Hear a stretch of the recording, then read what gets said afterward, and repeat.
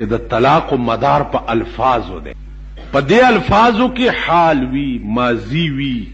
استقبال وی. اوس ابله خبره ده چې د امام ابو حنیفه مذهب دا ده چې طلاق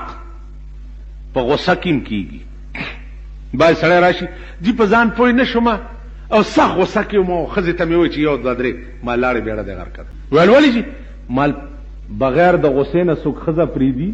چې غصه شوی نه ورته تاسو به خزه پریدي خو غصه شنو طلاق ولا ورکی کنه څه چلو شنو طلاق ولا ورکی کنه. یوا دویمه خبره ده چې کبه اختیار او به اراده دی د خلی نه ووته چې یو دوه درې نو دا ښځه به مغلظه شي او مغلظه دې ته وایي چې دا به تر هغې پورې تا ته نه روا کېږي چې تر څو یې بل میړه نه یې کړی او هغه بیا طلاقه کړي نه او بیا تا نکاح کړي. یا دا عام پښتنو دستور دی مړه که زه درالم نو ښځه به په درې کاڼي طلاقه ساتم داسې وایي که نه وایي او ورشي بیا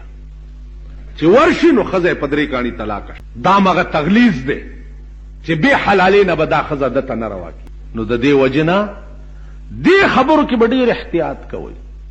اوس طلاق ټکی مونږ څه پېژنو د دې پښتنو ښځې ملا چېرته بچ پاتې دي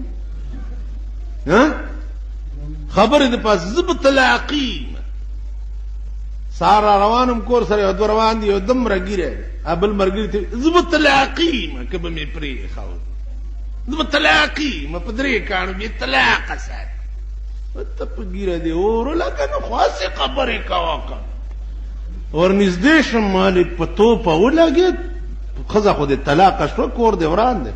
ویل زما ښځه داسې اسانه نه ده مولوي صاحب چې به طلاقه شي ده سره به اوس څه چل کوې نو خفه نه شئ مونږ بیړي غرقه ده مونږ لا سب چرته تاسو په ایمان ووایئ چې خبرې د پاسه درې کاڼي غورځئ که نه خبرې د پاسه وایي چې ښځه به طلاق ساتم که نه خبرې د پاسه وایي چې ښځه را باندې خور او مور ده او که نه د خور او مور ده سزا تپوس وکړه په درې کاڼي طلاقه په درې کاڼي طلاق دی چې ووایې دا ښځه درنه داسې بیله شوه چې تر څو یې بل میړه نه یې کړی تا ته نه روایي. نو زمونږ ښځې لا سمې کوم ځای دي. اما سره یو طالبو سبق یې وی نو ما ته وی چې مولوي صاحب زمونږ د مشرانو کې هم چېرته کافر تیر شوی دی مال ډېر خدای خبر چې کوم نسل کې مونږ مسلمانان شوي یو دا ګند خو را روانو ویل ښه دا زه اوس پوه شوم مال ولې وی ما کې کله کله د خر رګ ټوپ ووی نو وی ما چې دا چل څه دی خو دا را کې هغه کافر رګ را روان دی. نو غازیدانو ټول په مونږ کې دي دا ټول په مونږ زمونږ ښځې زمونږ اولاد زمونږ طرز معیشت ټول پلیت او مردار. مونږ سره په دې علاقه کې ډېر خلک اوسي درې طلاق یې ورکړي دي او بیا دې بله مسئلې ته جوړ نه و نو ښځه یې راولېږله نو په ښځه یې زه دوکه کولم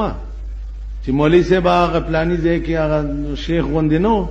هلته لاړم او هغه سره مې نکاح وتړلو بیا هغه طلاقه کړم او زه رالم اوس مې ته دې خپل میړه ته راواکه زه یې دوکه کوم. یو ورځ راله بل مالخور یې داسې چل دی چې ما خپله چاته نکاح کړې نه او په ډولۍ کې مې نه یې ورکېنولې نو منم یې نه زه به دې ور نکاح کوم. وی هغه تیلیانو مالک یا کابل مولا چې دی وی هغه مې نکاح مال د کابل مولا کابل کې نکاح تړلی شي دا د پاکستان د مولا کار دی زه یې دوکه کولم دا زمونږ ملک دی دا زمونږ سړي هغه شی ونه شو د هغې نه پس تم د هغه سړي 4 بچي وشو. 13 ورځو کې مې یو بچی ولیدو یو بنګالي نه د لاس د کرښو کې ما یو شی زده کړی